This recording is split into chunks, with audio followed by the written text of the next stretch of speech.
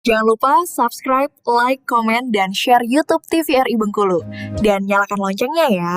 Halo sahabat sehat, terima kasih Anda masih bersama kami dalam Dokter Keto bersama Kita Sehat. Tentunya dengan tema kita kali ini membahas mengenai dampak kesehatan fisik dan juga mental akibat penggunaan gawai atau gadget yang berlebihan. Tadi sudah dipaparkan sedikit ya penjelasan juga termasuk tadi ada literasi digital ya dok ya. Tapi tadi pertanyaan Julia terkait dengan katanya nih bahwa penggunaan gadget oleh anak usia dini utamanya itu bisa mempengaruhi perkembangan kognitifnya. Seperti apa dok? Benar sekali ya. Jadi memang nanti kita bahas di belakang bahwa usia-usia anak, usia remaja dan dewasa itu ada pembatasan waktunya. Bahkan orang dewasa aja ada pembatasan waktunya penggunaan internet, apalagi anak-anak. Kenapa? Karena pada anak-anak di bawah usia 2 tahun kita nyebutnya golden period ya, atau waktu emas untuk menstimulasi otaknya, untuk menstimulasi bagaimana cara dia berpikir, bagaimana cara dia bertindak. Nah itu harusnya kita stimulasi, boleh menggunakan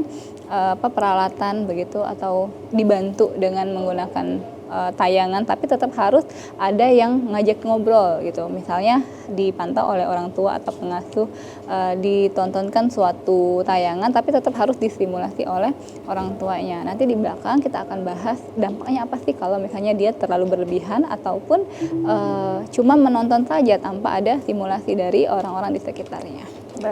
Baik dok, terima kasih. Izin bahas ya. Oke. Boleh dibantu slide-nya. Artinya kalau bicara stimulasi untuk belakangan terakhir ini kan sedang gencar-gencarnya begitu ya, para orang tua yang mengikuti ada tuh parenting, bahwa boleh begitu penggunaan gadget atau tampilan video tapi yang menstimulus anak-anak. Tapi itu tadi catatannya 2 ya dok ya. Satu, waktunya dibatasi, yang kedua perlunya adanya pendampingan gitu ya. Betul sekali. Oke, nah kita masuk nih ke pembahasan inti kita bahwa ada dampak negatif begitu kalau kita menggunakan gadget secara berlebihan. Kita bahas dari dampak fisiknya terlebih dahulu ya. Yang pertama adalah mata lelah atau digital eye strain kita nyebutnya, atau dry eye bisa juga ya. Jadi ini adalah efek pada mata kering kalau terlalu lama menatap layar ya, yang bisa menyebabkan mata jadi kering, buram dan sakit kepala. Mungkin kita contohkan ya, contohnya aja kayak misalnya kita di rumah punya kaca, punya jendela. Itu kan harusnya normalnya biasanya kita semprot air terus kita lap supaya apa? Supaya nggak kotor, nggak berdebu, nggak kering begitu ya. Disemprot pakai air, dibersihkan. Nah itu juga sama seperti mata kita. Mata kita tuh nggak boleh melihat, maksudnya melihat lama, menatap pada satu titik ya, tapi kita nggak berkedip sama sekali, cuma nonton terfokus kayak gitu. Nah itu nggak boleh, itu akan menyebabkan matanya kering, sama kayak jendela tadi ya, jendelanya jadi kotor, berdebu. Mata juga kayak gitu kalau nggak ada air yang disemprotkan. Dalam hal ini adalah air mata buatan ya, kalau kita berkedip kan akan menstimulasi air mata buatan. Nah kalau tidak terstimulus, kita menatap layar terus-terusan, maka mata kita akan menjadi kering, merah, iritasi begitu. Nah dampaknya akan menjadi apa? Mata kita jadi pandangannya bisa saja buram, berkurang, kemudian bisa sakit kepala. Nah sebenarnya dok ya, pasti pertanyaannya adalah berapa lama sih waktu atau durasi yang diperbolehkan nih untuk orang-orang ataupun kelompok sesuai umur. Nih kalau dia usia 0 sampai 24 bulan, artinya sampai 2 tahun ya, seharusnya tidak terpapar layar elektronik sama sekali. Nah, kecuali misalnya menggunakan panggilan video dengan keluarga. Kenapa? Karena memang tadi ya seperti yang saya sebutkan sebelumnya, ini adalah golden periodnya, waktu emasnya anak itu distimulasi dengan bermain, diperkenalkan dengan buku-buku, bermain peran dengan orang tuanya ataupun pengasuhnya untuk menstimulasi kecerdasannya tadi.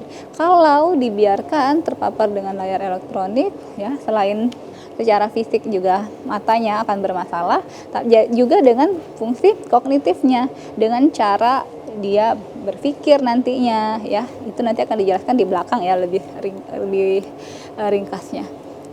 2-3 tahun anak dalam kategori usia ini screen time-nya tidak lebih dari 30 menit, tapi juga dengan pemberian konten-konten yang edukatif ya. Jadi tetap harus dipilah dan dipilih tayangan yang diberikan kepada sang anak. 3 sampai 5 tahun sudah boleh lebih, tapi tidak lebih dari 1 jam. 30 menit bisa lebih, tapi tidak boleh lebih dari 1 jam, dan tetap diawasi begitu ya. Tetap diawasi bahwa konten-konten yang diberikan adalah konten-konten yang selain menarik juga bisa menstimulasi otaknya si anak. Lebih dari 5 tahun sebenarnya nggak ada aturan yang berlaku ya, tapi secara umum screen time tidak boleh mengganggu pembelajaran, interaksi dengan teman dan keluarga. Sering ya kita lihat anak-anak berkumpul tapi masing-masing pegang gadget ya, pegang telepon, pegang handphone genggam, main game begitu. Nah, itu sebenarnya tidak direkomendasikan karena akan mengganggu sebenarnya interaksi dia dengan orang di sekitarnya dia begitu, orang di dunia nyatanya dia gitu, dan juga akan mengganggu aktivitas fisik, tidur, bahkan sampai ke kesehatan mental. Lalu untuk remaja dan dewasa ini sehari direkomendasikan sekitar 4 jam ya. Jadi kalau lebih dari itu sudah dimasuknya kategori berlebihan gitu ya. Oke, yang kedua nih, dampak secara fisik. Dampak secara fisik adalah gangguan postur tubuh kita. Jadi bahkan ada yang ini cuma animasi ya, maksudnya cuma gambaran begitu ya, gambaran ilustrasi kedepannya di tahun 3000-an manusia itu akan seperti apa kalau kebiasaan menggunakan gawai ini berlebihan ya, mungkin lebih dari 5-6 jam. Apa yang terjadi? Yang terjadi postur tubuh kita itu bisa membungkuk. Kenapa? Karena ada kebiasaan kita menggunakan telepon genggam kemudian menunduk. Kayak gini kan, pasti scroll, chatting. Nah, itu bisa merubah posisi atau postur dari tubuh kita, jadi membungkuk. Kemudian juga kepala kita kan, kepala ini berat ya, maksudnya kalau kita terus menunduk kan dia akan menopang berat yang cukup besar begitu, jadi akan merubah postur tubuh. Lalu ada juga jarinya atau tangannya tuh istilahnya tuh claw hand, jadi nanti tangannya itu akan kayak gini karena kebiasaannya kayak gini, atau kebiasaan scrolling atau texting gitu. Nah, ini yang ditakutkan. Bahkan ada juga kalau sekarang sudah ya, mungkin ada keluhan-keluhan kayak sakit punggung, leher sakit ya, leher sakit, kemudian punggungnya juga sakit, pinggangnya juga sakit. Kemudian akan memberikan efek penurunan fungsi saraf dan degenerasi tulang belakang dini. Jadi kalau kita kalau kita sudah dewasa ya, mungkin penggunaan telepon atau penggunaan laptop itu memang diperlukan ya, karena kita bekerja begitu. Jadi ada yang namanya posisi ergonomis ya. Posisi ergonomis itu posisi yang mendukung kita dan lingkungan di sekitar kita itu mendukung supaya postur tubuh kita itu tetap menjaga supaya nggak sakit, supaya nggak encok, supaya nggak sakit ya.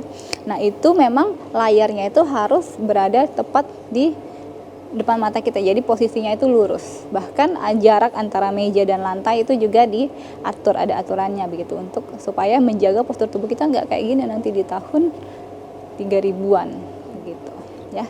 Jadi penggunaan gadget yang berlebihan ini akan sangat berpengaruh terhadap postur tubuh, yaitu nyeri leher dan punggung begitu ya. Lalu yang ketiga, dampak fisiknya ada obesitas. Kenapa? Karena kalau kita bermain handphone, bermain gadget dengan waktu yang berlebihan, maka akan ada kemungkinan kita duduk diam ya, aktivitas fisik kita berkurang, bahkan bisa sambil nyemil. Ya enggak? Ya kan? Karena sebenarnya penggunaan gadget ini kayak kita makan minuman yang kita suka. Kalau kita terus-terusan konsumsi itu, memang awalnya enak ya, awalnya tuh enak, menyenangkan begitu, tapi nanti di akhir itu bisa berdampak buruk terhadap kesehatan kita. Begitu juga dengan screen time atau waktu penggunaan gadget ini. Baik, dan katanya lagi nih dok ya, penggunaan gadget ataupun alat elektronik itu seperti candu. Jadi ketika kita melihatnya, atau apalagi kalau sebelum tidur itu ya, katanya pengen supaya bisa jadi ngantuk gitu, tapi Oke. ternyata ketika terpapar sinar Iya, dari benar sekali. handphone itu sendiri justru bikin Malah. kita tuh mata tuh makin terang gitu. Nah, Iya, seperti candu gitu rasanya. Nah, benar atau enggak, Dok? Dijawabnya nanti ya. Oke, Saya oke. jeda pariwara berikut. Pemirsa, jangan kemana-mana, tetap bersama kami dalam Dokter Kita Bersama Kita Sehat.